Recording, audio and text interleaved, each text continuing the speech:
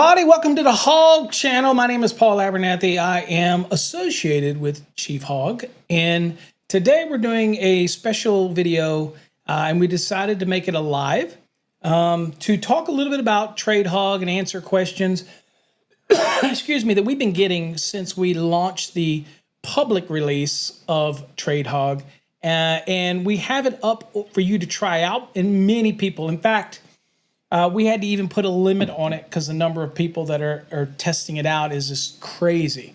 The feedback we're getting from TradeHog is amazing. People are asking it questions. It is learning. We've even implemented a feature that actually remembers various questions that people ask. And so it's just going to grow. But I wanted to talk a little bit today about what TradeHog is about, why we did it, and who's it for. Because you're probably asking who the hell wants to use it, right? And why would you choose TradeHog over ChatGTP? That type of thing, okay? So first of all, I'll answer the first one first. So what is artificial intelligence? And what is it when it comes to using it for the trades? Again, all we're focused on is trades, whether you're plumbing, mechanical, whether you're a builder, whether you're a home inspector, a municipal inspector, all those type of things. Your life revolves around getting accurate information, whether it's documents from a manufacturer, things like that. It's all about the information and how accurate it is. And so what we wanted to do was take a base model of artificial intelligence, which is available on the internet. You can go look for it. The limitations are it's pretty general, and it's not focused on giving you things like code references or designed for you to ask questions that pulls back code references that's beneficial. That way, not only so you just take our word for it, because you should never do that, what you should do is it allows you to get you a start to go into that various documents that you utilize. And it's a constantly learning model. And so we're feeding it a lot of information. The paid release is going to come out in a couple weeks, and this public one goes away. But you get a chance to play with it right now. We may set up one that's very limited for you to play with. But there's going to be so many other features, and we'll have additional videos on all those other features as we launch them and release. But right now, we just want you to see the Hog and see what we're doing in the background and kind of give you some explanation, because again, I am getting inundated with questions, and I'm going to read a couple of the questions here about it. And so one of the questions is, Paul, how is, and if you don't know what TradeHog is, while you're watching this, jot it down, tradehog.net or .org, it doesn't matter. Definitely go test it out. But I want to answer some of the questions, and then we'll go look at TradeHog. We'll go look and talk to Chief Hog a little bit and see what we got. So one of the questions is, Paul, how does this differ from ChatGTP? Well, the typical public version of a ChatGTP is a less intelligent learning model that really doesn't remember things very well. And it kind of is very general, and it can bring back a lot of fluff that may be neat to read, but it's unnecessary and it takes up a lot of space. So our focus was to create a model that is nimble, that it works really designed to work on the mobile device. That's what our focus was on. Now I'll show you what it looks like here, but you won't be able to see it very well because of the green screen. Okay, I'm just telling you up front because of the green screen, but this is basically what it looks like. Okay, and again, you can't see it because of the green screen because we got that little green in the top and the bottom. Maybe we'll change that color at some point. But anyway, there it is. That's the mobile version. Okay, it's very nimble and quick, as you can see. Loads very easily. In the future, you'll have a gateway in order to get to your paid version, that type of thing. And we might have a little testing widget on that page. But anyway, so if you're in the field and you have those questions, and we're going to look and see what people have been asking, because it actually stores some of the questions that people ask and how you might use this in the field. So it's going to be great when you're in the field and you got those tough questions and you want to ask it. And again, as detailed as you want to be, that's what's going to help you get the best results. And so it's different than a normal GTP, which is basically just artificial intelligent bot, is that it's really focused and it's being trained on the model codes, that type of thing. Okay, you can ask it other things because it does pull from the basic GTP 4.0, but we're training it to be specific to the trade. And that's not just electrical trade. That's the plumbing trade, mechanical trade, building trades, home inspectors. We'll be uploading the NACHI standards of practice. We'll be uploading the ASHI standards of practice. We're going to be feeding this module. So it's only going to get better for you, but enough for me. And let's go look and see what we're talking about. Okay, because I know everybody wants to see what we're talking about. All right, so this is Chief Hog. Okay, I think he's pretty cool. He's a pretty burly little hog. And he is there to be your guide. Okay, now kind of give you a little navigation around the site. Eventually, we will have certain things that you'll have in this drop down that you can go to, where you can go to our shop and purchase swag or what stuff like that. But right now, we're just kind of working on the base model, and the base model is to allow you folks to get your hands on it. That's what we're really trying to do. Let you play with it, let you help the model. And then in the future, we're going to have people that are going to be official contributors who can contribute to the hog based on your jurisdiction around the country. That means you get involved. And that's going to be amazing collaborative. And we're looking for some little hoglets to help us as we grow this thing. And so again, one thing I will promise you, okay, let me do this real quick. Let me make you a promise. We are never going to sell out the hog. In other words, we're not going to have it where it's laden with commercials and things like this or ads or whatever. This is going to be a self-funded program that's just for you folks out there. And it's a step above any type of chat GTP, even the paid chat GTP. Okay. Our models not only bring in the OpenAI, but it also brings in models from other platforms like Google, the Gemini. It brings in other types of modality. All those type of things get brought into our thing. And we're going to be expanding it even more to where you can actually upload pictures and it will analyze a picture for you. Yeah, we're going to do all that kind of stuff. Maybe you have a picture of a manufacturer's label and you want more information. Yeah, our model in the future, when the enhanced one comes out, you're going to be able to take a snapshot of something in a panel and it will look at it, read it, and give you information on it. That's going to be a game changer for certain pieces of equipment that only has a partial label or something, and you want all the information you can get about that product. We're going to be uploading manuals from the manufacturers. It's only going to get smarter. Excited, aren't you? All right, I'm excited because I didn't have this when I grew up in the trade. Okay, so here we go. Here's the Chief Hog. So these are the models we're using right here, okay? The OpenAI models. These are the ones that we pay for, okay? We pay for the base OpenAI. And then what we do is, and this is Gemini, this comes from the Google, and it mixes them together. And we have it designed so it prompts important references, okay? So now we have a couple suggestions down here that you can play with, right? But down here is where you ask the hog. And you see that we're limiting this public edition. We're limiting it, okay, because we're simply getting inundated, okay? Now, the one way to do this, if you ask a bunch of stuff and it times out, you just come up here and click New Chat, and you can start a new process, that type of thing. And it remembers. So, but anyway, here we go. This kind of gives you an idea what the limits are that we're setting the system up. But here's where you type. It says, what do you want to ask Chief Hog, okay? Be as specific as you can, because again, the old saying, crap in is crap out.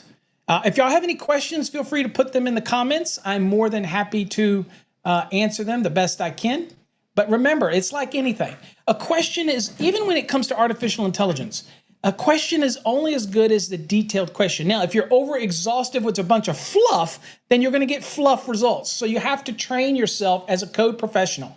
Whether you're an inspector, trade person, what you're asking is very important. But it also allows you to dig deeper, like say it gives you a code reference. You can even say, can you give me more information about this specific code reference? And it will dig deeper. So it's what's called an intuitive learning module. And we're incorporating it. We have designers behind the scenes. So we're not just using OpenGTP, which is not free, we pay for. But what we're doing also is training the module. So another feature is, like I said, see up here where it says questions? So this is pretty neat because it allows you to see what other people like you have been asking the hog. So let's just kind of go and see what it does here. Let's kind of test it out. So here's the hog. Okay, we have a question. I'm kind of blocking part of it. Okay, so I could move me real quick. Let me move me over here. Okay, so here we've got the hog and it says 22 amp motor. What size disconnect means?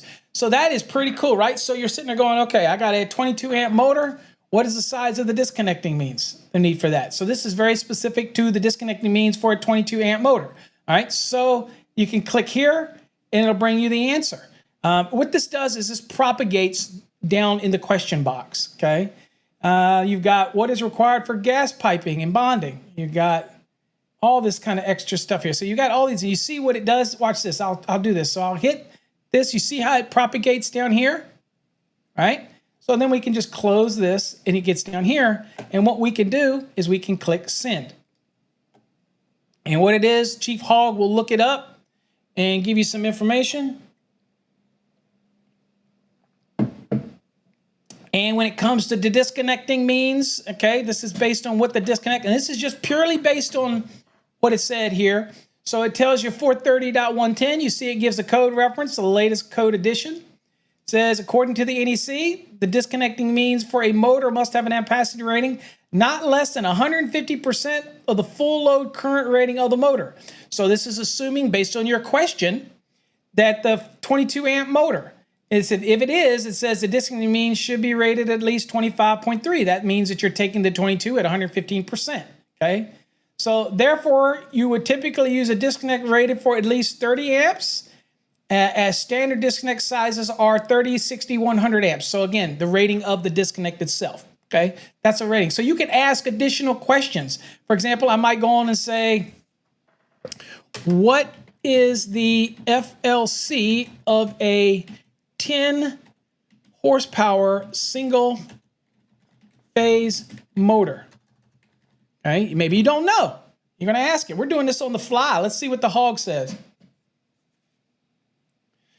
Check that out, folks. This is how smart the Hog is. Okay, let me show you this so you can really get this. It says table 430.248. According to the NEC table, the full load current FLC of a 10 horsepower single phase motor operates at 230 volts is 50 amperes. Okay, so all you got to do, if you're done with that, you go back up here and you click new chat, and you can start your journey again. We have other questions. Let's go to a couple other questions that we have up here.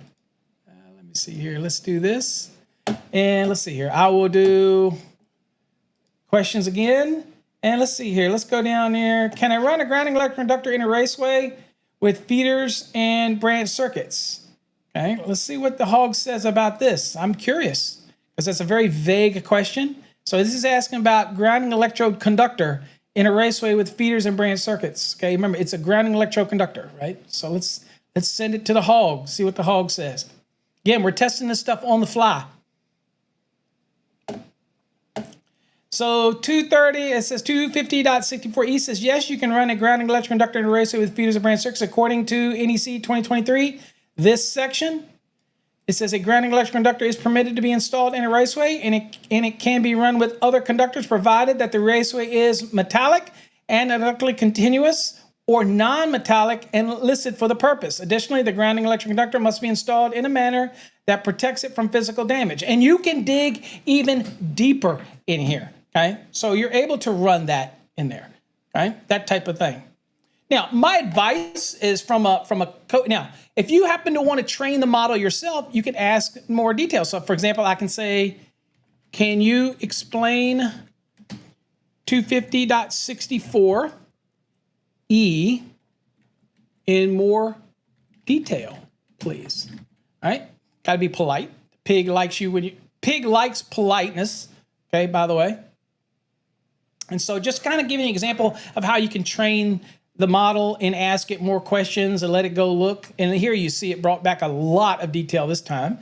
Basically, it says, certainly, it talks about guides for installation of grounding electric conductors in raceways. And here are the main key points. And it pulls the main key points, okay? Protection, installation with the other conductors, okay? That type of thing.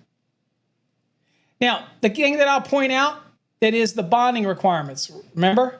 This is so important. So even the Hog is making it very clear here. If the raceway is metallic, it must be bonded to the grounding electrical conductor at both ends to maintain electrical continuity and ensure effective grounding, okay?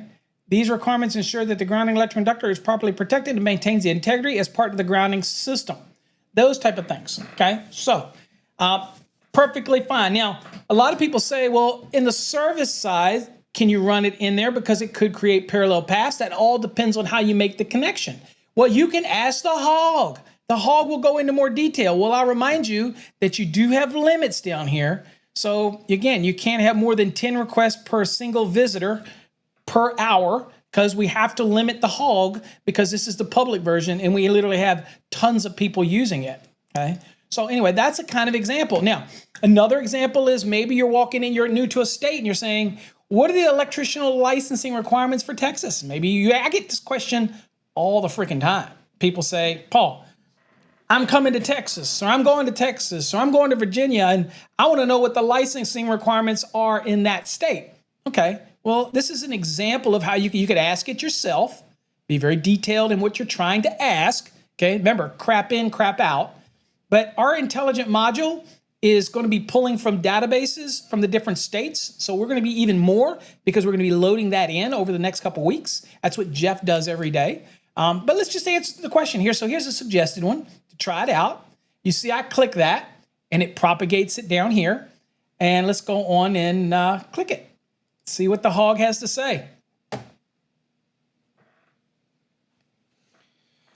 As you can see, this can be a massive, impressive tool in the field, okay? It says, I'm sorry, but I can't provide specific license requirements as they are not covered by the NEC. However, I'm making checking with the TDLR. Okay, so you're saying, let me see if I can't convince the hog to give me the information. So I say information is on the TDLR website. So can you give me that info, please? And let's see what the hog says.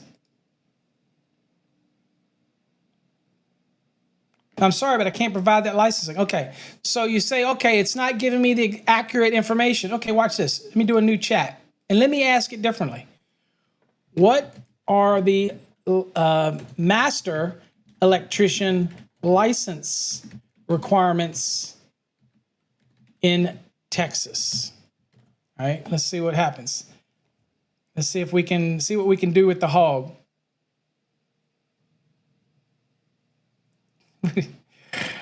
Check that out. So remember, it's all about, so those prompts, you have to ask certain questions and it's going to be very protective of published information, especially from like a TDLR, but I ask it a more logical question. Okay, and it says to become a master electrician in Texas. So the other one was very broad. It just said electrician, too broad. Okay, do you want to be a journeyman?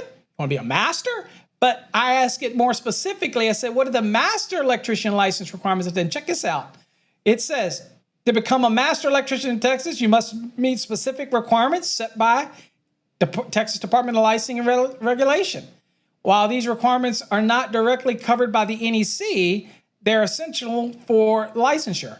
Now, the reason it does it this way is because we are training this model to be very specific to codes and standards, right? Plumbing codes, mechanical. So that's how we're training the module. So it means you might have to ask a question that kind of is a very broad subject. It's not code specific because that's what we're building. But by doing this, you can get around the hog and the hog will say, you know what? I know what you're trying to get. You're trying to get basic information. So here's what it does. So here you go. It's telling you, you must have at least 12,000 hours of on-the-job training under a supervised master electrician. And then you must have held your journeyman's license for at least 2 years. You have to take a test, obviously, and you have to apply, okay? So no NEC code applies directly to licensing requirements, but the NEC is a critical component of the knowledge test in the examination, okay? And it reminds you to go here. Now, like you say, well, what's the TDLR's website? Maybe you don't know. You're like, I want to know what the TDLR website. Ask it. Say, what is the TDLR website? Just ask it. And hit enter. So you can kind of see what this, boom, right here.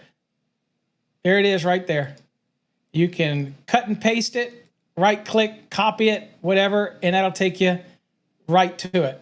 Okay, TDLR, official website. So if you're on your mobile device, it may bring up a link that you can click. Okay, I'm not on a mobile, I'm streaming, so it's blocking a lot of links and stuff like that. But the point is, right there at your fingertips. When you're done, just clear it, and you can see that in this hour, we had 10 requests being used by visitors, and then 8 by me. So I want to show you what happens if you use your 8 per current user. Okay, so I'll ask it another question here. Let's see. Can I do electrical work? Let's add this one. Can I do electrical work in Virginia without an electrician's license? Let's just ask it.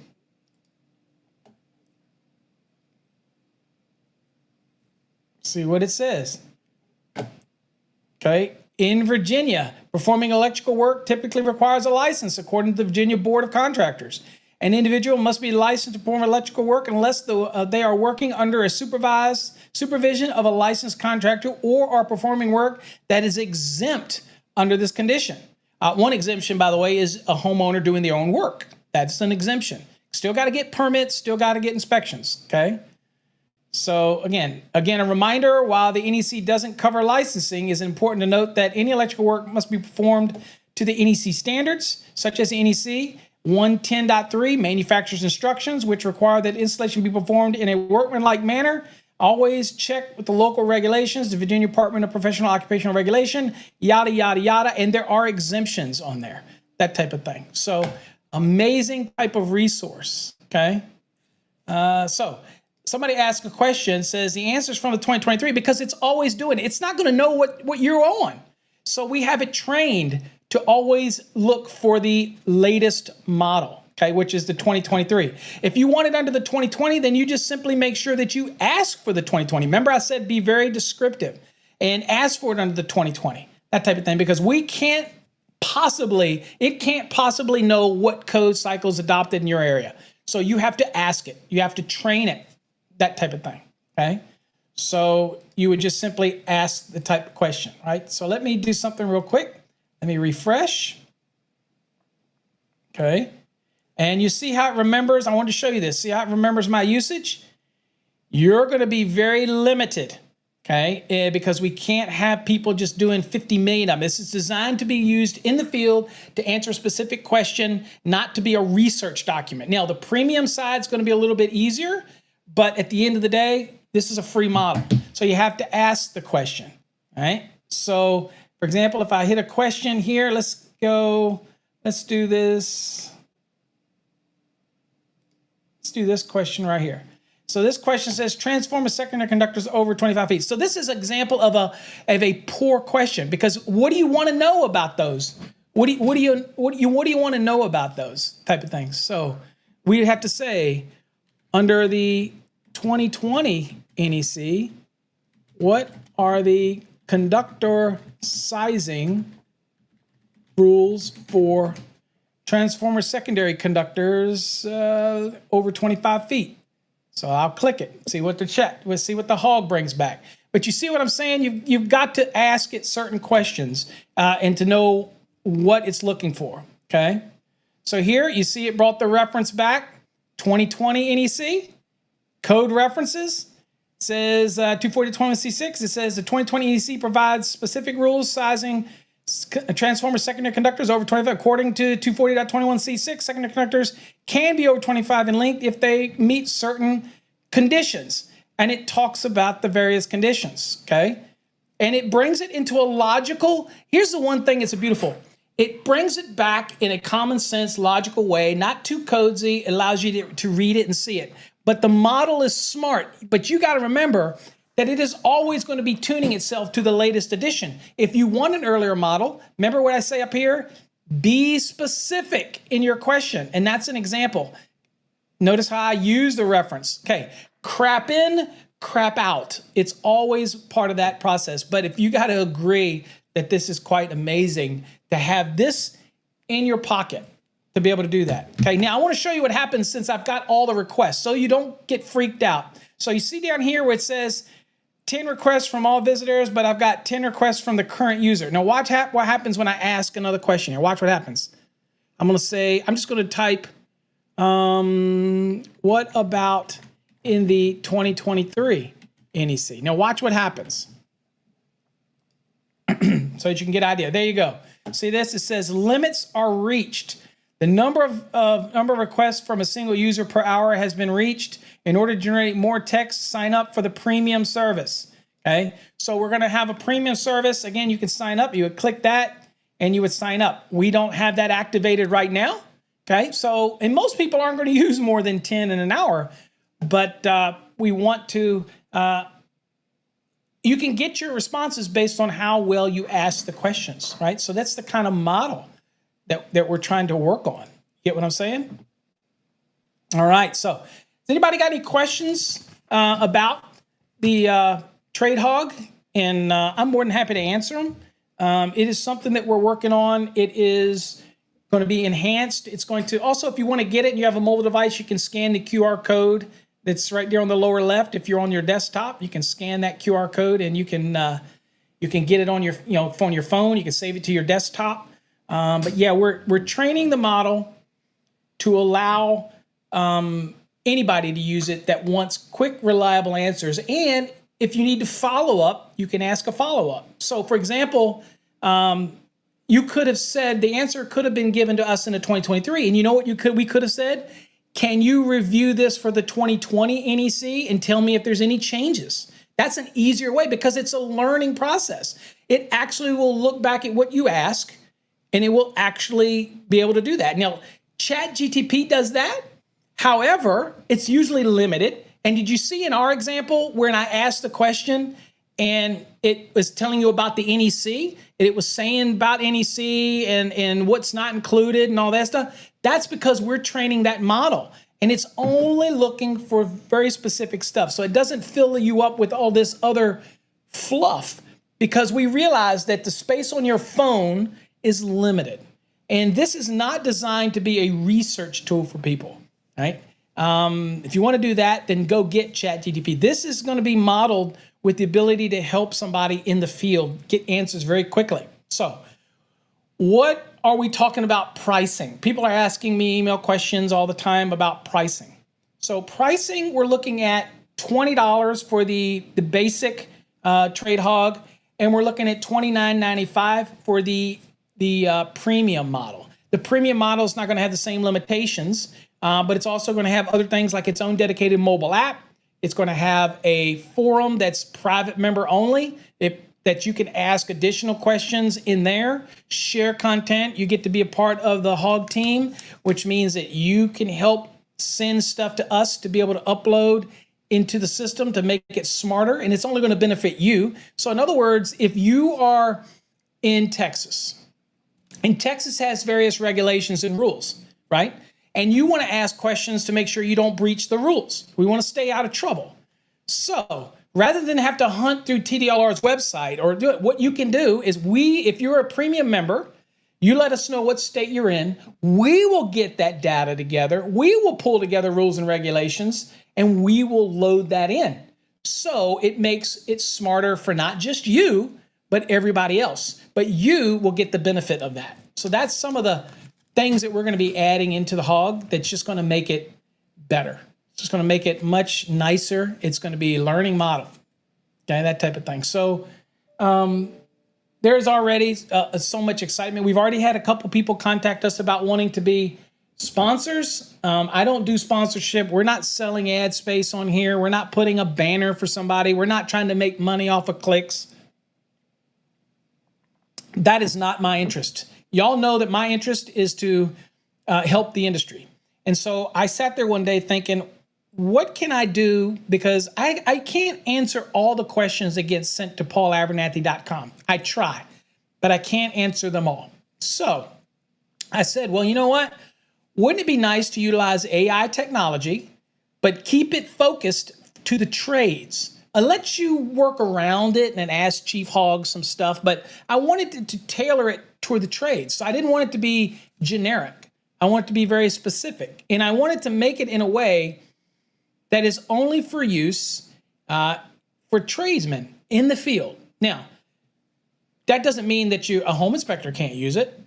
I would encourage them to use it because if they're going to already be citing stuff, they need to make sure that they run something through the Hog. If they want to, if I'm dealing with a plans examiner, it's nice to be able to throw stuff in there as well. Okay, that type of thing.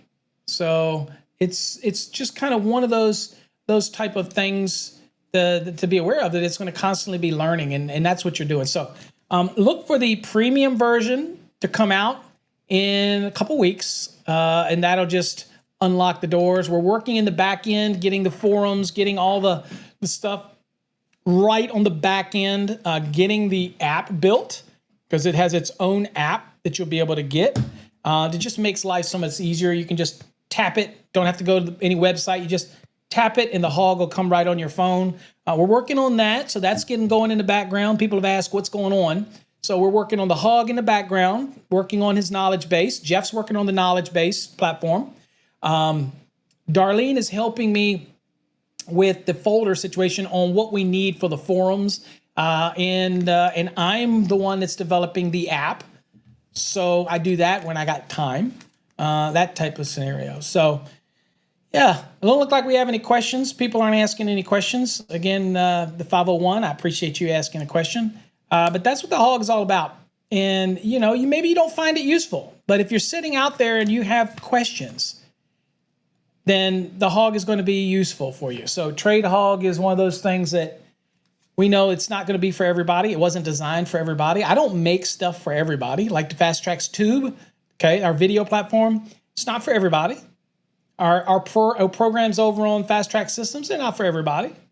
Hate us, love us, whatever, we're constantly coming out. Oh, I should say, by the way, for those that have our mobile app, let me show you real quick. For those that have our mobile app, I just want to let you know, so this is our mobile app. Okay, hold on, let it load. There you go. So that's our mobile app. Y'all are familiar with it. You can get this from our website, fasttracksystem.com.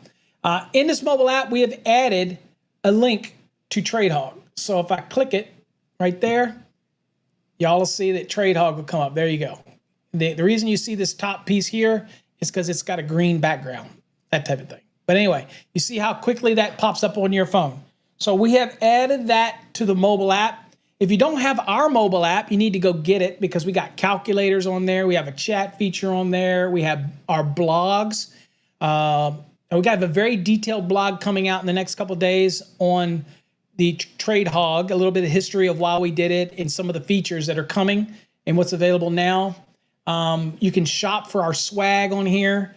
You can listen to Coffee Hour every morning from here. Just click on the thing. So this is a great, and it has tons of great calculators. You can even listen to our podcasts from here.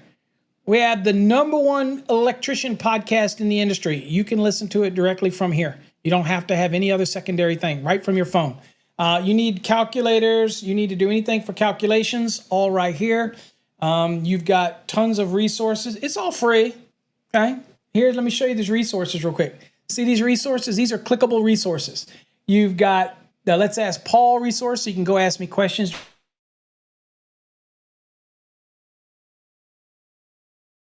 directly from there. You got motor cutter calculations. You got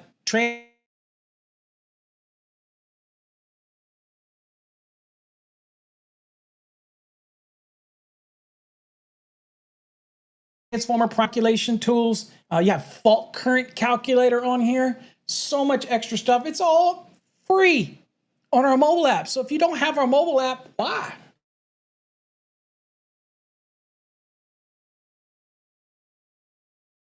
Even if you don't like me, I'm just saying that's what we're here for.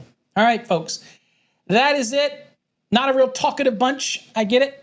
No worries. No questions. That's fine. So let's real quick go back to the hog. And let's see here. So you can see the hog has reached his limit. Okay. So if I were to go refresh it just to see, I'll show you how it remembers you. You see the hog says it's at the limit. All right, so watch this. Let me open a separate browser. And let's see here. So I'm opening a separate browser. And let me do something real quick. Bear with me real quick. Let me try something else here. Let me get the hog in a separate browser. Okay. All right, so I'm going to share this one instead. So I have a hog in a separate browser, right?